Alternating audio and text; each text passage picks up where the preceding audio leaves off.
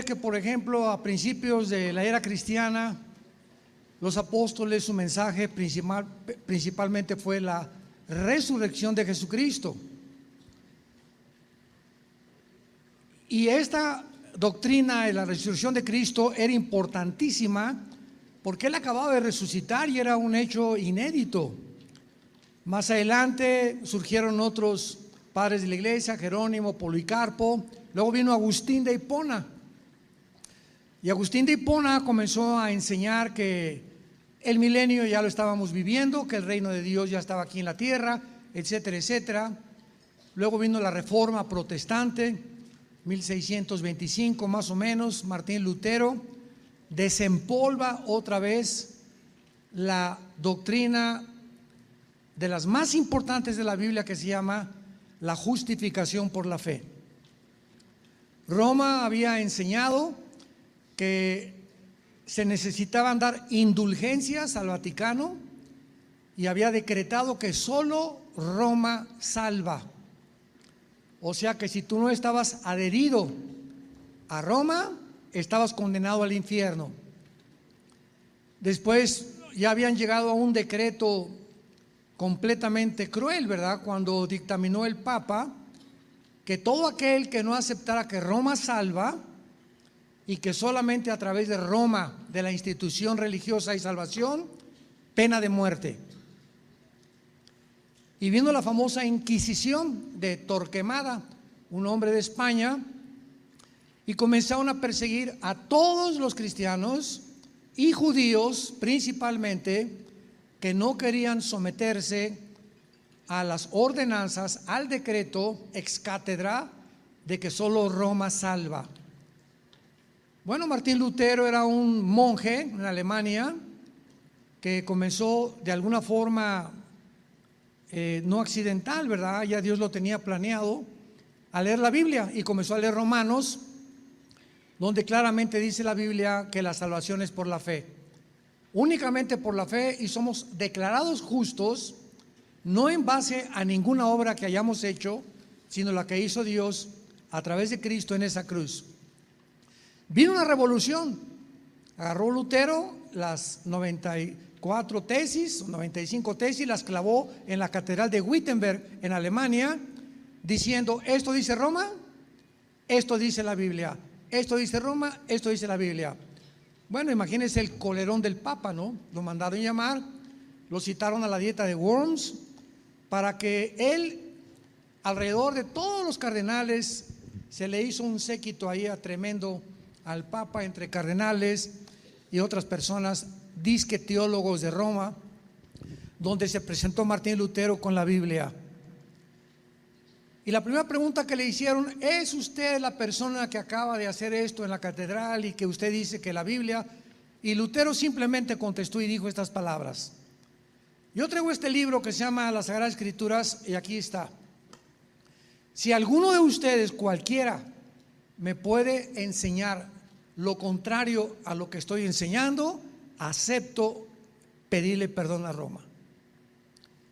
Fue un silencio sepulcral, no hubo nadie que pudiera con la Biblia demostrarle lo contrario a Lutero.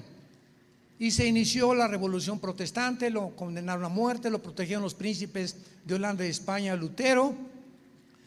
Se casó con una monja que se llamaba Carina, también la sacó del convento, gracias a Dios. Y de ahí en adelante, después de la Reforma Protestante, vino el siglo 1800, 1900, que se llamó la época de las misiones, donde vinieron los grandes misioneros que llegaron a Inglaterra, llegaron a la India, mandaron al África, Livingstone y todos aquellos hombres que dieron hasta su vida por ello. Las iglesias comenzaron a dar mucho dinero a las misiones.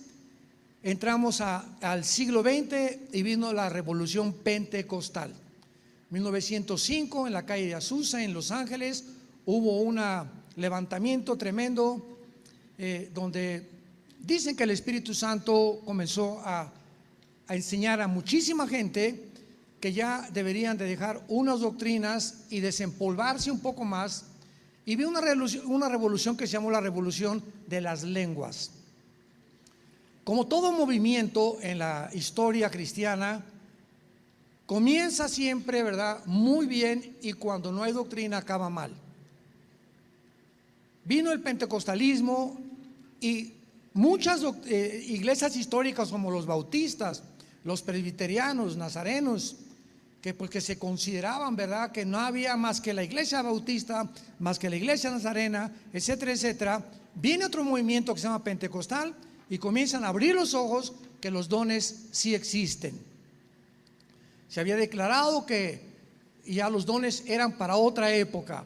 Esto revolucionó completamente el cristianismo y se volvió a estudiar más profundamente los dones espirituales hasta que llegamos a la década de los 60, donde el movimiento pentecostal se voltea o toma otra forma que se llamó el carismatismo. Entonces vino el movimiento carismático en los 60s, en los 70s, poniendo énfasis también en el don de lenguas y en que había otras doctrinas que habían sido sepultadas y no habían sido desenterradas. Entonces todos estos movimientos pentecostales carismáticos de alguna forma levantaron a la iglesia histórica, porque habían llegado las iglesias históricas, repito, bautista, presbiteriana, nazarena, a un legalismo muy grande. Yo recuerdo todavía las primeras iglesias que fui, me daban un himnario: santo, santo, santo, párense, siéntense, etcétera, etcétera. Y o sea, no había casi instrumentos, no había alegría, porque Dios, si eres cristiano, tienes que tener cara de que tienes dolor de estómago, y que pues no, ser santo no es tampoco reírte a carcajadas, que el cristiano no puede bailar. Me preguntaron: ¿puede el cristiano bailar? Le dije: claro, yo a los 15 años bailé con mi hija el Danubio Azul, podemos bailar, mi esposo y yo de cachetito, valses, etcétera, etcétera. El baile no es malo, malos son los bailes del mundo, donde se mueven las butacas, donde atrae el baile la atracción sensual a la gente. Eso no es correcto, ¿verdad? Entonces todo esto ha venido a ser una revolución para sacar de la Biblia muchas doctrinas. Que si el cristiano podía tomar vino, otra pregunta, y la Biblia dice que Pablo le dijo a Timoteo: te conviene más el vino que cualquier otra cosa para los dolores de estómago. Después se descubre que el veneno más grande es la Coca-Cola, y que es 1000 veces mejor tomar una cerveza o una copa de vino que la Coca-Cola. Después se descubre que el vino es anti-envejecimiento, anticoagulante, te protege el sistema inmune, etcétera, etcétera. Pero una copa.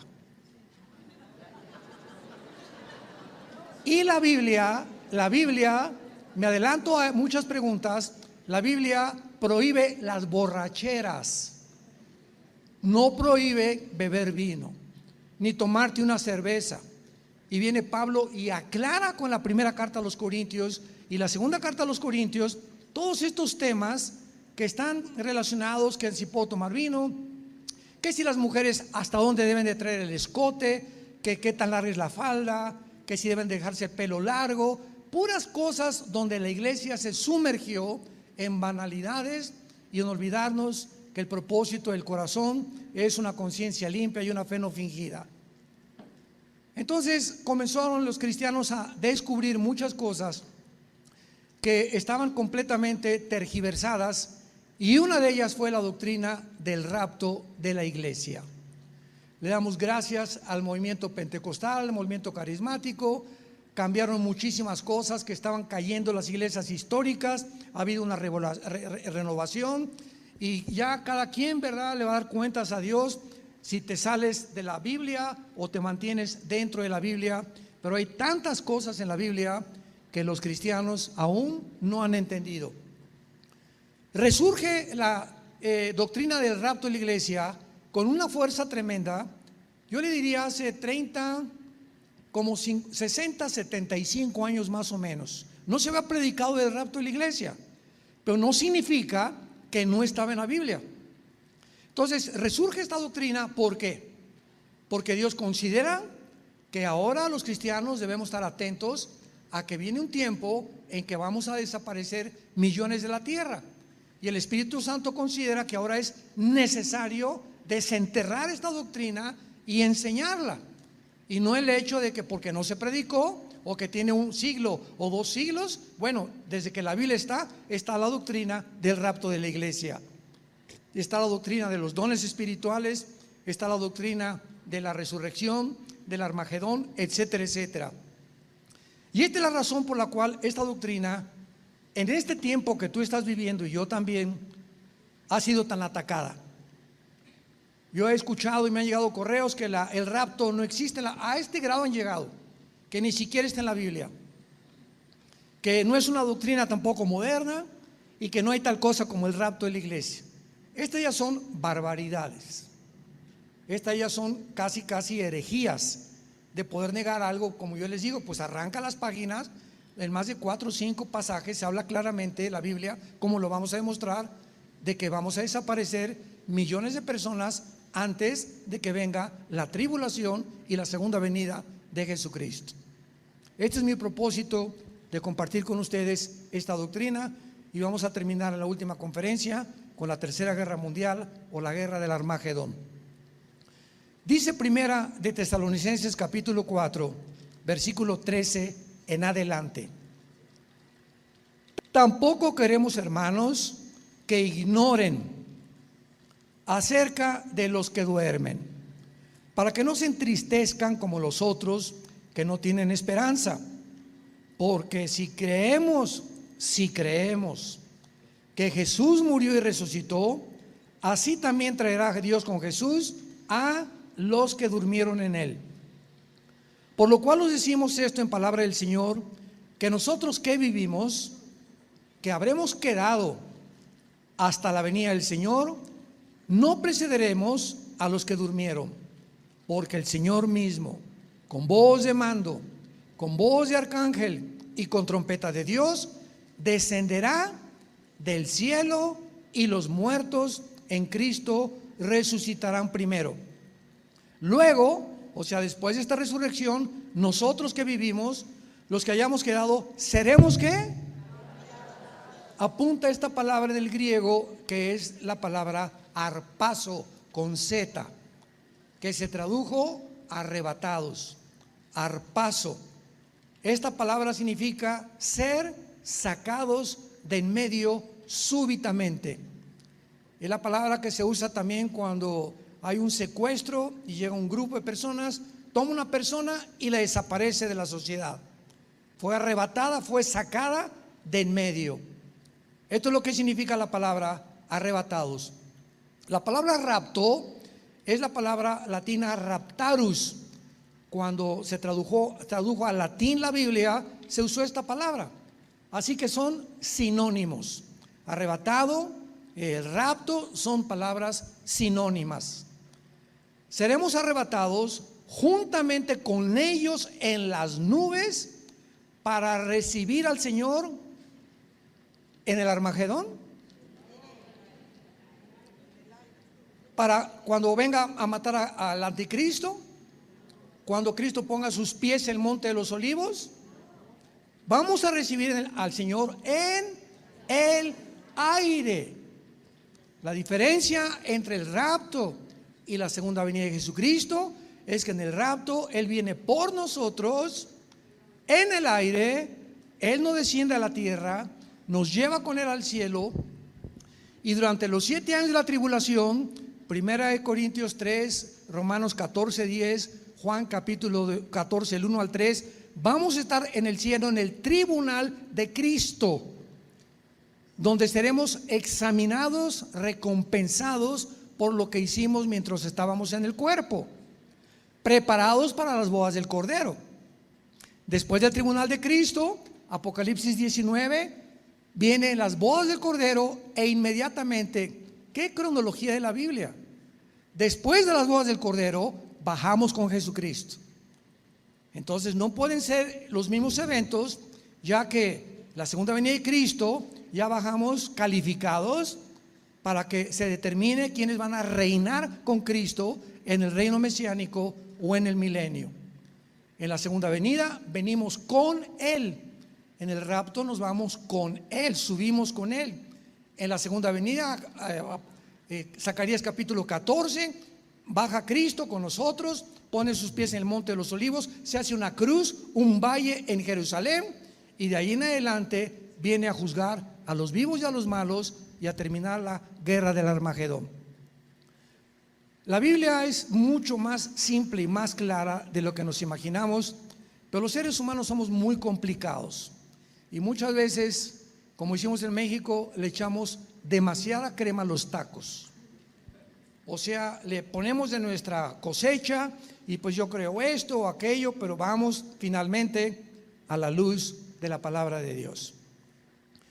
En este pasaje que acabamos de leer, versículo 13, Pablo no quería que los cristianos de Tesalónica ignoraran acerca de los cristianos que habían muerto.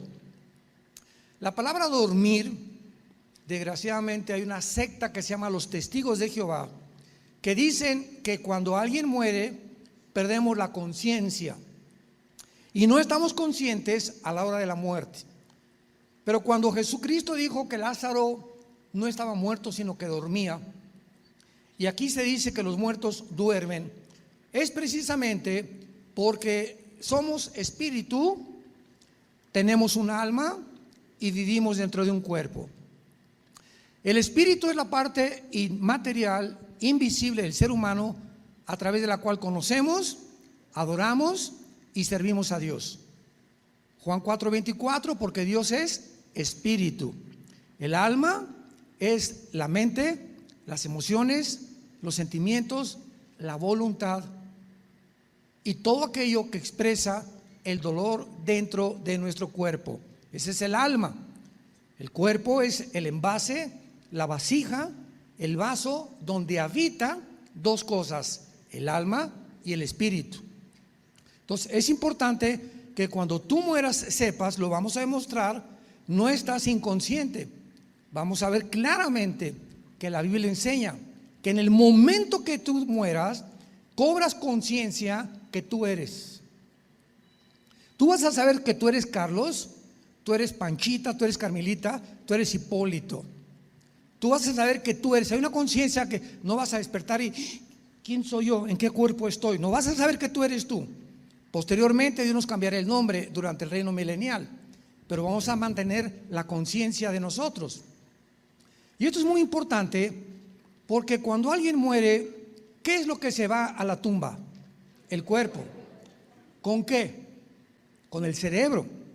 ¿Cómo es posible que después de la muerte sigamos pensando y sabiendo quiénes somos, si es verdad que en el cerebro están los pensamientos?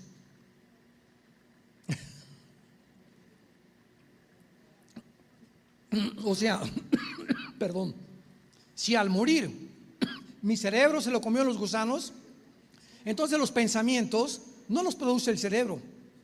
No es como los gases gástricos de los intestinos. Los pensamientos van más allá y los sueños del cerebro. El cerebro es un órgano como el hígado, como el páncreas. Pero cuando estamos pensando, estamos en el área espiritual. No se producen en el cerebro y los neurólogos van a pasar y se van a quebrar la cabeza tratando de buscar la zona del cerebro donde los pensamientos están, aunque hay zonas, el hemisferio izquierdo produce la parte izquierda del cuerpo, el hemisferio derecho del cerebro está controlado la parte contraria del cuerpo, etcétera, etcétera, y hay muchas cosas conectadas a eso, pero lo que quiero demostrarles a ustedes es que cuando morimos mantenemos la conciencia de quiénes somos y el cerebro estaba enterrado en el cuerpo. Muy bien.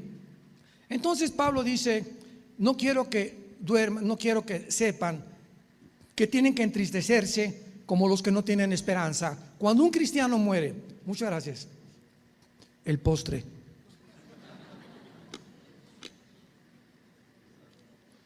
Cuando un cristiano muere, hay una mezcla en los cristianos que queramos.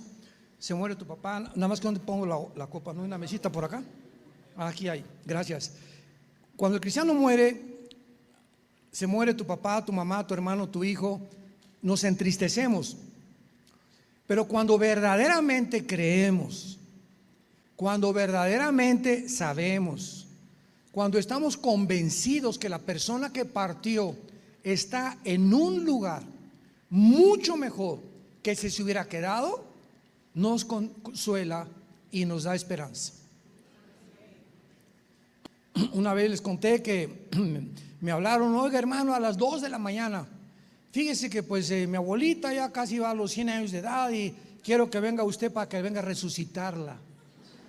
Así me hablaron, me dijeron: bueno, todavía no se moría, pero me dijeron: ya, pues, si se muere, estamos seguros que usted la va a resucitar. Y yo les hablé a estos hermanos y les dije: ¿saben ustedes qué pasaría si voy y se hace la resurrección de su abuelita? ¿Saben lo que? Ella iba a levantarse y les iba a decir: ¿para qué quieren que regrese a este mundo? Estaba mejor donde estaba. ¿Para qué querían que regresara a seguir sufriendo con todos ustedes? Dije: ya déjenla, él vaya a estar en un lugar mejor. Pobrecito, ya a los 100 años quieren que siga aquí sufriendo y que le duela el páncreas y que siga con dolores de estómago. ¿Y por qué? Porque queremos que esté con nosotros. Entonces, cuando alguien muere, tenemos que entender eso. Van a un lugar muchísimo mejor, tu hijo, tu esposa, etcétera, etcétera. Y ese es el consuelo y la esperanza que nos da paz. Tenemos que seguir viviendo, tenemos que seguir luchando. No podemos, como las abuelas de hace muchos años, se vestían de negro por 6 meses porque estaban de luto. ¿Por qué? Porque no hay esperanza en la religión a la que pertenecían. Nunca les escribieron ni les leyeron la primera carta a los tesalonicenses. Paso número 2, versículo 14. Si creemos que Jesús murió y resucitó, noten ustedes las palabras: Dios traerá. O sea, ¿dónde están los que murieron? Con Jesús. Si creemos que realmente Jesús resucitó, traerá a Dios. O sea, todos los que han muerto están con Dios ya en el cielo. Y cuando venga Jesús por nosotros, Él va a traer a tu abuelita, a tu hermano, a tu hijo, a todos los que murieron desde Pentecostés a nuestros días. Porque el arrebatamiento solamente es para la iglesia.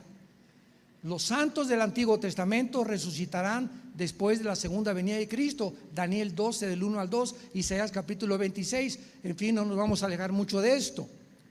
Entonces notemos que cuando Jesús venga, van a venir con Él santos, gente que murió antes que nosotros. Dice: los que durmieron con Él. Esto implica que los muertos ya están con Jesús y no están en el cementerio.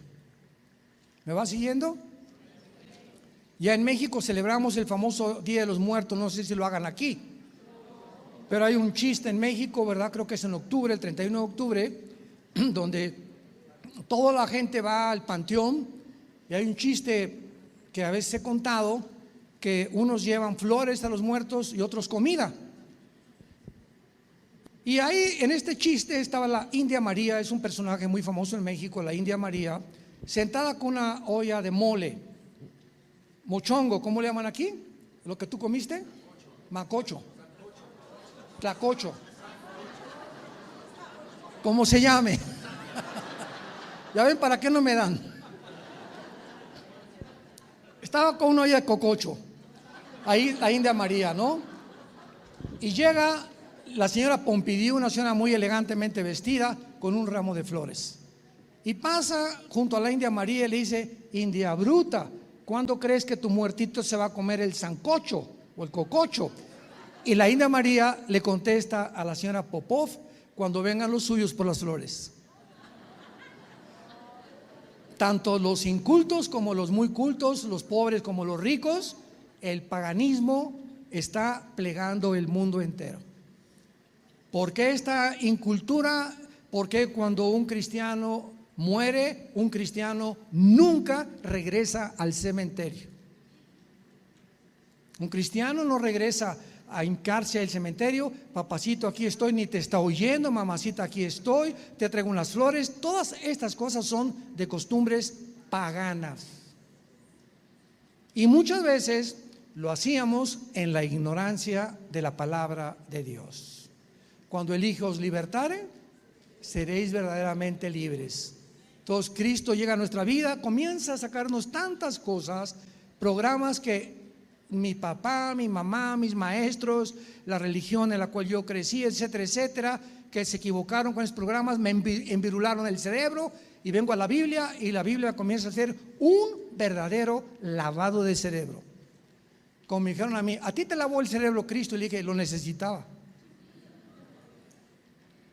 Ahora veamos nosotros y vamos a mostrar en primer lugar en Génesis capítulo 35 que al morir se sale de nosotros el alma y el espíritu en el momento de la muerte.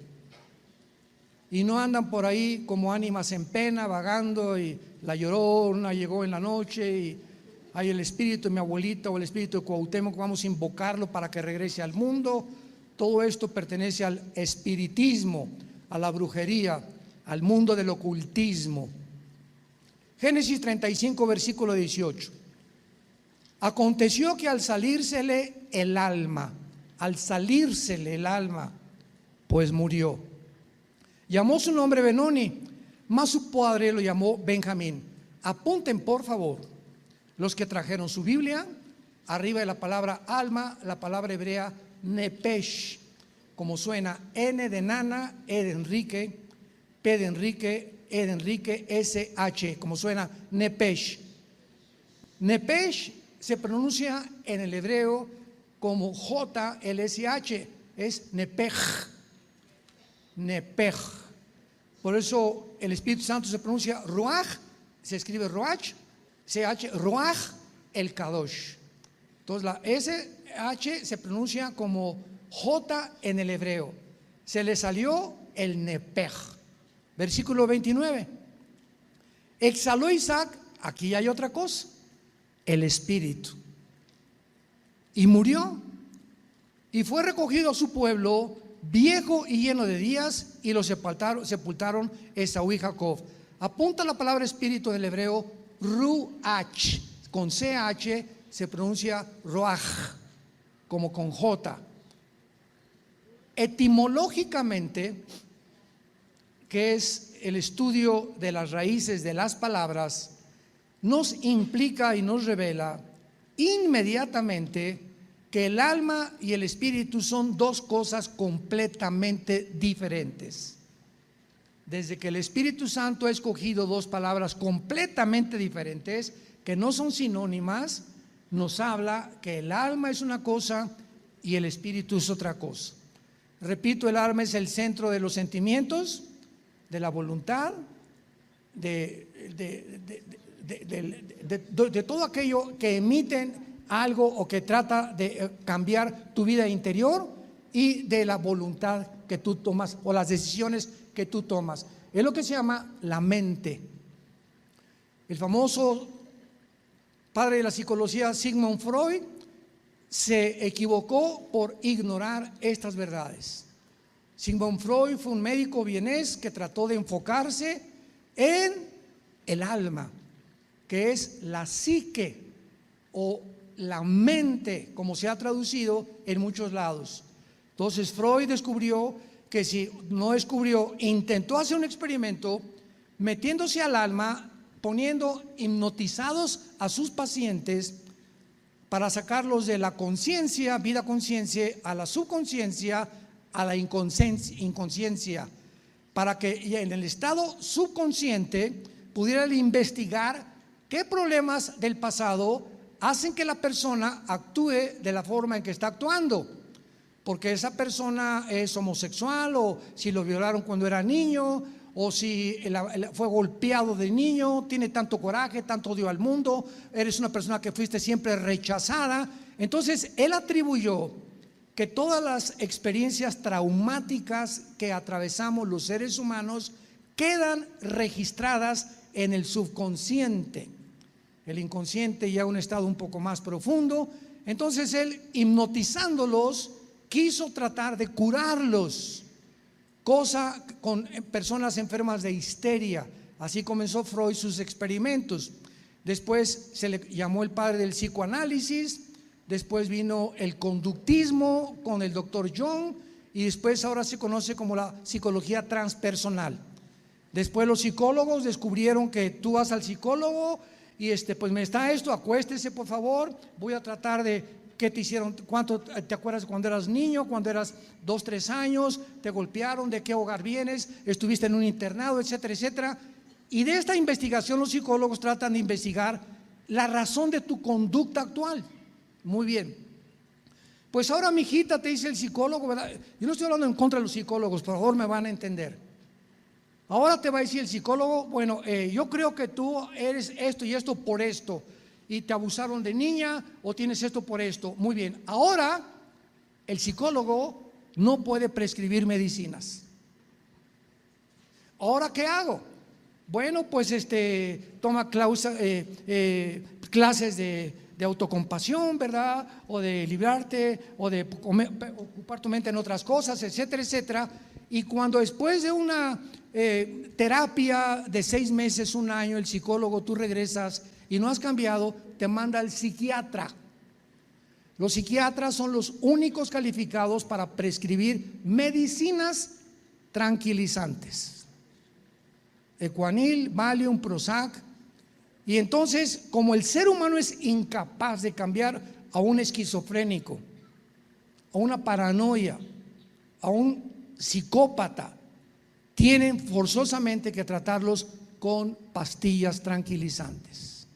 Es la única manera, la única terapia humana para poder ayudar a los seres humanos, por desconocer que el problema no está en la psique, está más hondamente arraigado, que es el espíritu.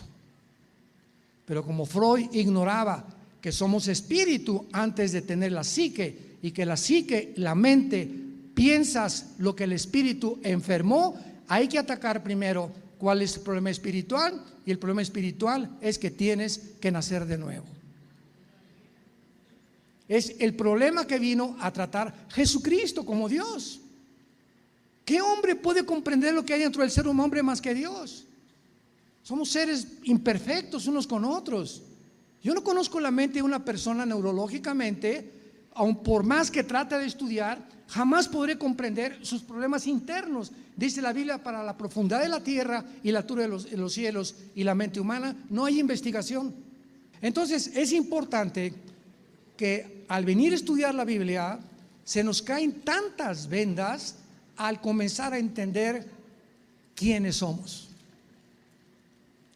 Que nuestro problema es espiritual. No un psicólogo, un psiquiatra, la doctora Corazón, el gurú, ¿verdad? Todos los falsos profetas. No hay nadie que pueda transformar y cambiar la naturaleza espiritual de un ser humano más que lo que hizo Cristo en una cruz hace 2000 años. Su sangre preciosa. Porque es en la sangre donde está la vida del ser humano. Veamos otro pasaje en el libro de Apocalipsis capítulo 6,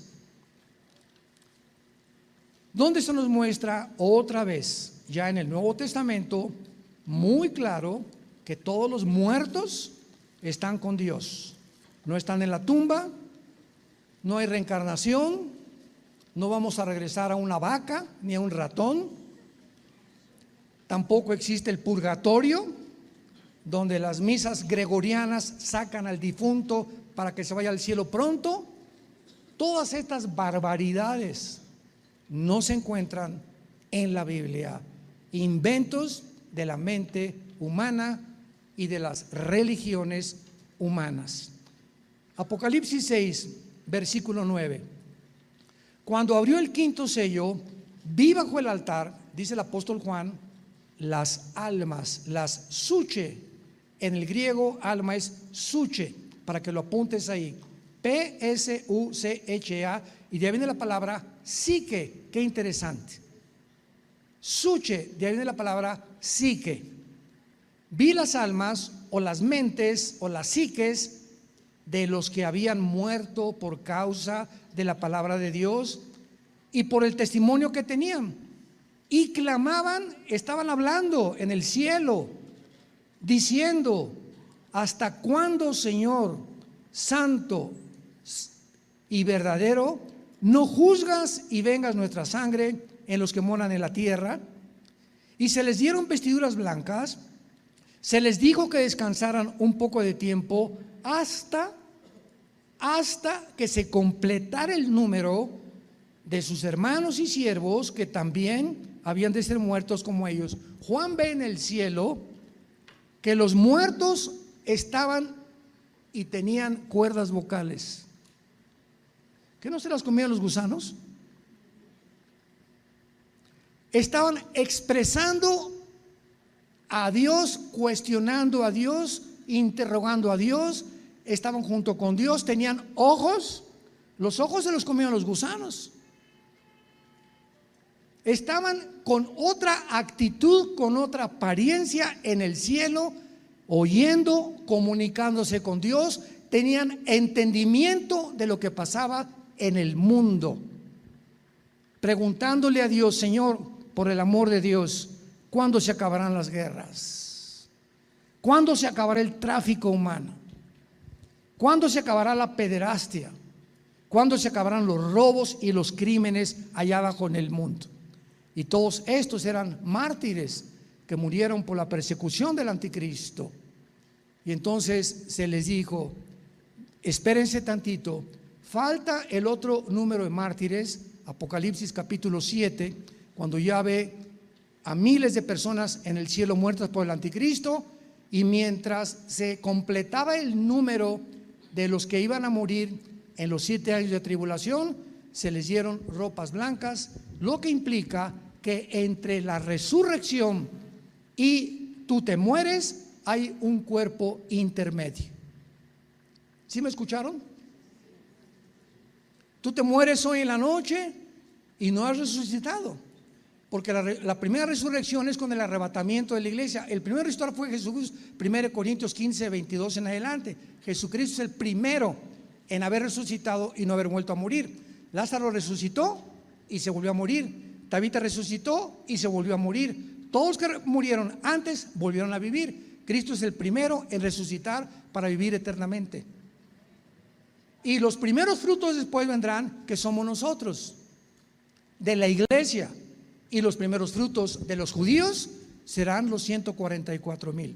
En Apocalipsis 14 vemos a los 144,000 en el cielo, que fueron muertos como mártires. Esos son los primeros frutos de Israel. La iglesia, los primeros frutos es el rapto, y la iglesia y los cristianos que moriremos, o vamos a ser arrebatados o moriremos antes del rapto de la iglesia.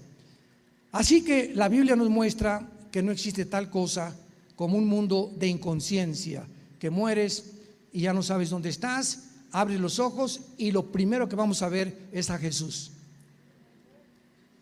Y mandará sus ángeles del tercer cielo a la tierra. Vas a cerrar tus ojos, ya descansamos. Nuestra madre, mi mamá, murió de 94, 95 años el año pasado, un año, un poquito más, y cerró sus ojitos y sabíamos claramente ya, así con una paz tremenda, ¿verdad?, que los ángeles vinieron por ella. ¿Se acuerdan de Génesis 35? Cuando murió Isaac, salió el espíritu y dice que fue reunido. Qué expresión más hermosa. Fue reunido con su pueblo. Todos los patriarcas del Antiguo Testamento tenían un lugar después de la muerte donde Dios los reunía, que ya lo vimos en el Nuevo Testamento. Era el Sheol o el Hades, que tenía el paraíso y el infierno separados por una valla. De un lado el paraíso, el seno de Abraham, del otro lado el infierno. Y hasta el día de la resurrección de Cristo, Dios saca a todos esos santos desde Adán hasta la cruz para llevárselos al cielo, y de la cruz a nuestros días, ausentes del cuerpo, presentes en el Señor. Ya no bajamos ninguno de nosotros al Sheol, pero el Sheol sigue estando el lugar de la sepultura de aquellos que rechazaron el evangelio de la gracia de Dios. Ahora, muy bien, regresamos a nuestro pasaje de primera de Tesalonicenses, y dice la Biblia en el versículo 15 de nuestro capítulo 4 que Pablo continúa explicándoles: por lo cual os decimos esto en palabra del Señor. Veamos el orden. Que nosotros que vivimos, que hemos quedado hasta la venida del Señor, no precederemos a los que durmieron, porque el Señor mismo con voz de mando, con voz de arcángel, o sea, vendrá el arcángel Miguel con todos los ángeles en el día que venga por nosotros Jesús. Y se tocará una trompeta. Esta trompeta muchos han confundido con la séptima trompeta de Apocalipsis 15, donde se consuma la ira y donde comienza a decir el ángel: ahora han venido los reinos a ser de nuestro Señor Jesucristo, que es casi al final de la tribulación. Sin embargo, las trompetas del Apocalipsis son de juicio. Y en el Antiguo Testamento, en el libro de los Números, las trompetas eran tocadas para reunir al pueblo. Entonces, cuando se juntaban casi 2 millones de personas en el desierto, pues Moisés no tenía Twitter ni iPhone. Imaginémonos reunir a todos los campamentos alrededor en el desierto, o mandar a alguien decirles: oigan, dígales que vengan mañana a las 7 de la mañana porque agarramos las cosas y levantemos las tiendas de campaña y nos tenemos que ir. Nos acaban de detectar que tal vez hay un enemigo. Entonces usaban trompetas el pueblo judío, y muchas veces tocaban el shofar. Hay aproximadamente varios toques de trompeta, pero las trompetas tenían 2 sonidos. Con el shofar había uno que hacía así, sin pararse, y ahí estaba diciendo: vengan pronto a reunirse al campamento alrededor de Moisés. Y el otro shofar hacía así,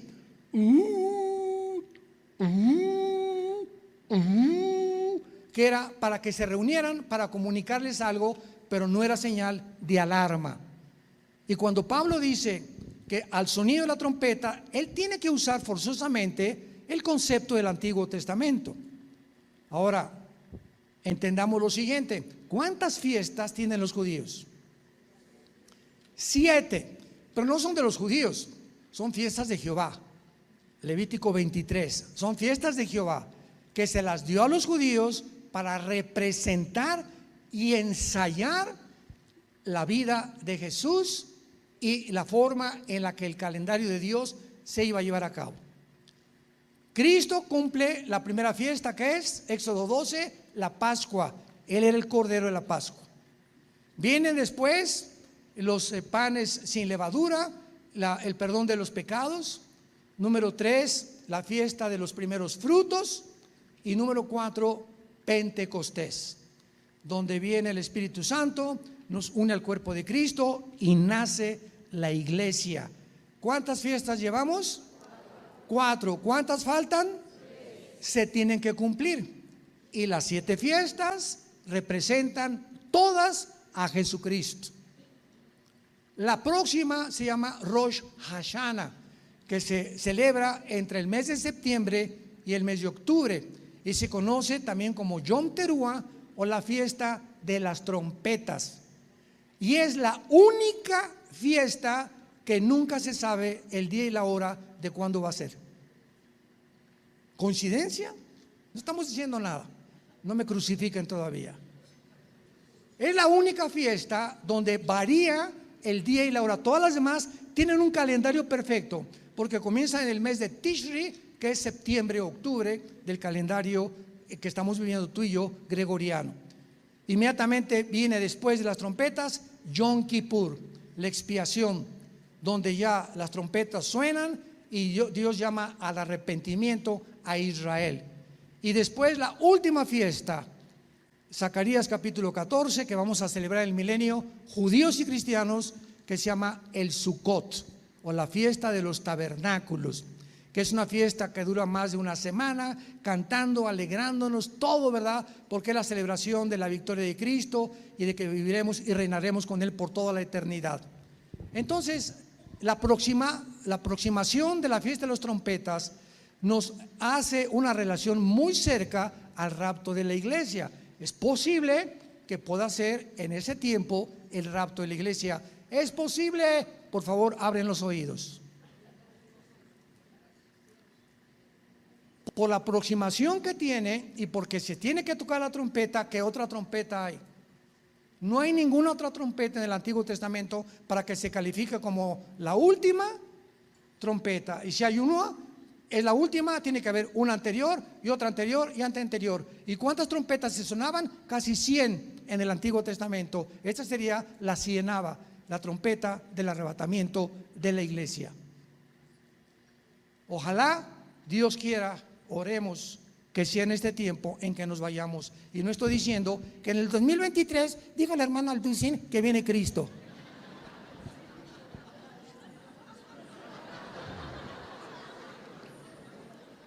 Que Dios los perdone. Ahora hay una pregunta muy importante ante todo esto, que estoy seguro que les va a interesar. ¿Con qué cuerpo vamos a resucitar? ¿Nos pareceremos a Rambo? ¿O las mujeres a Madonna? ¿De 30 años? ¿De 40 años? Si los niños que mueren seguirán creciendo en el cielo o aquí en la tierra, porque realmente el cielo va a estar aquí en la tierra. Aquí va a ser, se va a restaurar el mundo, cielos y nuevas tierras van a ser, pero aquí va a estar el cielo. El tercer cielo va a desaparecer. El tercer cielo es temporal. Dios habitaba antes de la creación en la eternidad.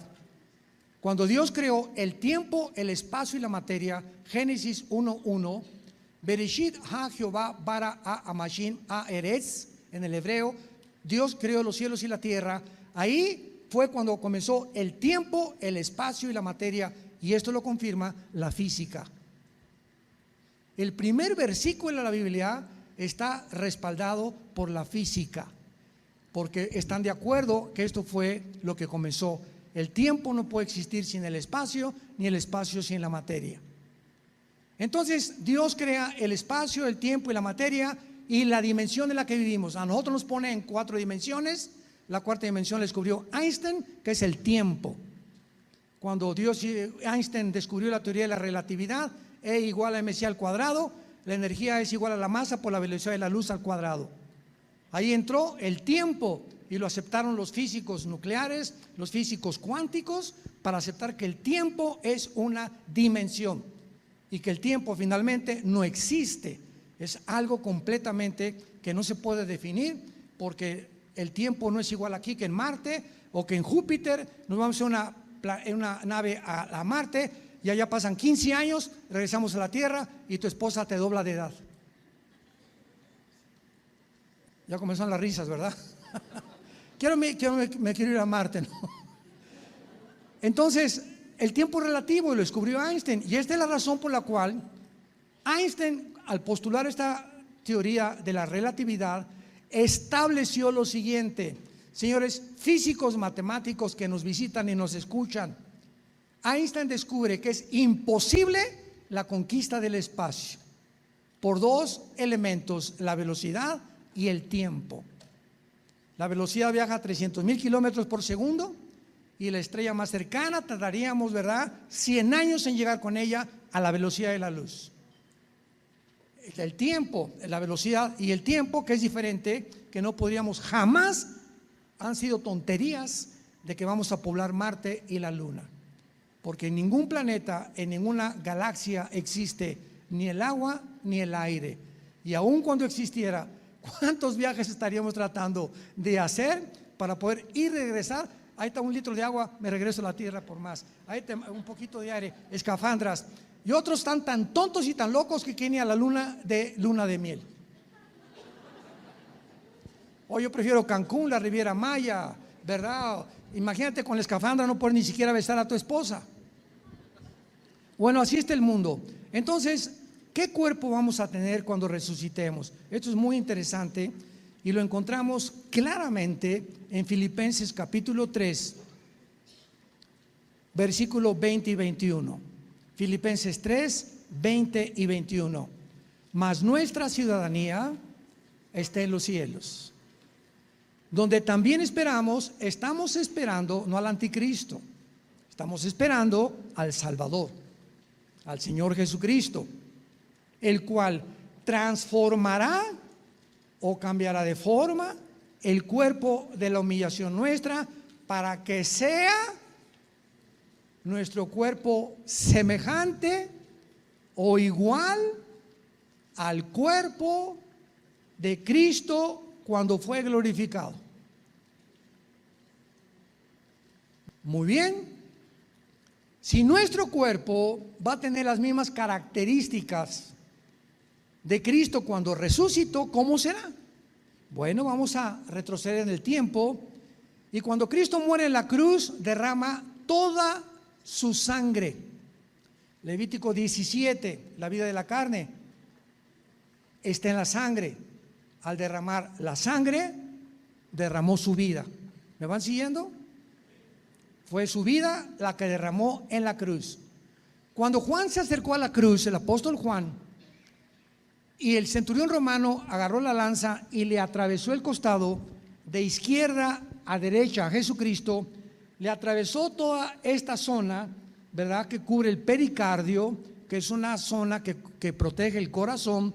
Y Juan se acerca y escribe en su evangelio Juan: vi salir una gota de sangre con agua. Así está escrito en la Biblia, en el evangelio de Juan. Vi salir, dijo Juan, sangre con agua.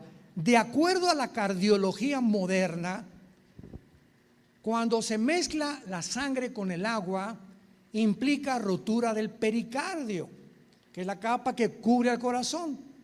Entonces, esto da testimonio y contradice, ¿verdad?, lo que hay muchas sectas, que Cristo estaba vivo cuando lo bajaron. La misma evidencia científica 2000 años después, que Juan ni se imaginaba qué significaba la sangre mezclada con el agua, da testimonio que realmente Jesús murió en esa cruz. Cuando el centurión le atraviesa todo el pecho para cerciorarse, porque estaba escrito que al Mesías no se le iban a romper los huesos, ya que en la crucifixión todas las víctimas, cuando llegaban los soldados expertos en la muerte de las víctimas y veían que todavía estaba en la cruz respirando, les rompían los meniscos de las rodillas para que se colgara el cuerpo y murieran asfixiados. Porque si bajaban a alguien de la cruz, los romanos, y estuviera vivo, ellos eran condenados a muerte. Entonces el centurión, de una forma soberana de Dios, no le rompieron las piernas a Jesucristo, pero dijo: por si aquello de que no está muerto, le meto la lanza. Y aquí ya no puede haber ninguna cosa de que esa persona sigue viva. Entonces, esto nos muestra que nuestro nuevo cuerpo no tendrá sangre. Número uno, el cuerpo resucitado ya no va a funcionar anatómica ni fisiológicamente con sangre. Actualmente es la sangre la vida del cuerpo. Cualquier enfermedad se encuentra actualmente en la sangre, se detecta en la sangre, en las plaquetas, en los eritrocitos, en los linfocitos, etcétera, etcétera, etcétera. Número dos, Cristo se aparece a los discípulos escondidos en un cuarto, sabiendo que tal vez los romanos los perseguirían ahora a ellos. Y ahí se encontraba Tomás, el dídimo, el agnóstico, el que decía: no, si yo no pongo mis manos en sus manos y en su mano en el costado donde salió la sangre, yo no voy a creer. Era una clase de, hay muchos cristianos que todavía siguen siendo agnósticos, que necesitan milagros para poder convencerse que Cristo vive. Entonces Cristo atraviesa la pared y sucede algo inexplicable físicamente con nuestras leyes actuales. Cristo le dice: Tommy boy, come here. Tomás se queda así y se acerca con Jesucristo.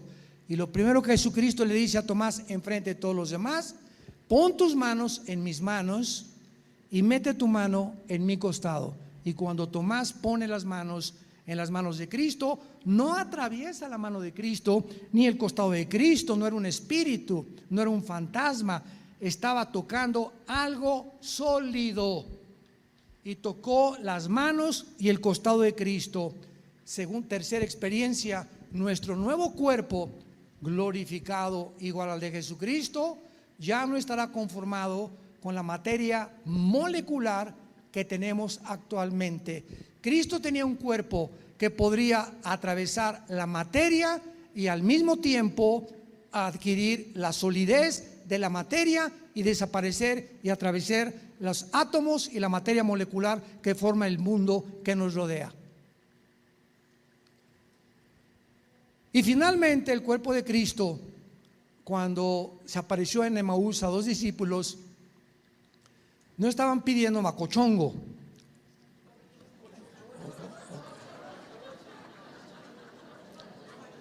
Bueno, ustedes, lo voy a llamar pozole, en México es pozole. Mejor, Alan, pozole. Entonces, se aparece Cristo y los discípulos no lo reconocen, pero los acompaña Jesús y les pide un pescado y miel. La constitución física del cuerpo glorificado de Cristo, que podía materializarse, desmaterializarse, sin sangre, podía también adquirir alimentos sólidos y líquidos también. Seguiremos comiendo en la otra vida. Sancocho, pozole vamos a seguir comiendo en la otra vida, lo que sea que vayamos a comer, pero nos muestra claramente con estas características que nuestro cuerpo en la otra vida mantendremos la conciencia, sabremos quiénes somos, posiblemente reconozcamos a muchos en el cielo. Todo aquello que hayamos perdido en la tierra, tu perro Fido, o tal vez tu ex esposa o tu hijo, que no se convirtieron, la Biblia dice que nuestra memoria será borrada en el libro de Isaías. Dios no puede permitir que una persona glorificada esté en el cielo extrañando. Ay, pues se acerca Jesús, ¿cómo te sientes? Ay, hubiera querido que mi perro estuviera conmigo, Señor, o que mi hijo estuviera conmigo. Todos estos recuerdos serán completamente erradicados, porque nuestros sentimientos serán completamente cambiados, nuestras emociones también. Así que preparémonos para recibir al Señor muy pronto en el aire y poder descansar y saber que está preparado para nosotros un reino, una casa. No se turbe vuestro corazón ni tenga miedo. Voy a preparar lugar para vosotros, para que donde yo esté, ustedes también estén. Gracias, Señor, por tu palabra. Y si yo vengo, dijo Jesucristo, os tomaré a mí mismo. Os tomaré a mí mismo para que donde yo esté, ustedes estén conmigo. Porque el Señor mismo vendrá. Y dice Pablo, el rapto era un misterio, porque no era conocido en el Antiguo Testamento. Fue una doctrina que se le reveló exclusivamente al apóstol Pablo. Y Pablo lo dice, ¿cuál es este misterio? Que seremos transformados en cuestiones de milésimas de segundos para poder estar con el Señor. Señor, esperamos este momento glorioso, y nuestra palabra y nuestra voz y nuestro espíritu, nuestro corazón dice: ven, Señor Jesús. Y todos los que tengan hambre y sed de la eternidad, vengan y beban del agua de la vida gratuitamente, en el nombre de Jesús. Amén.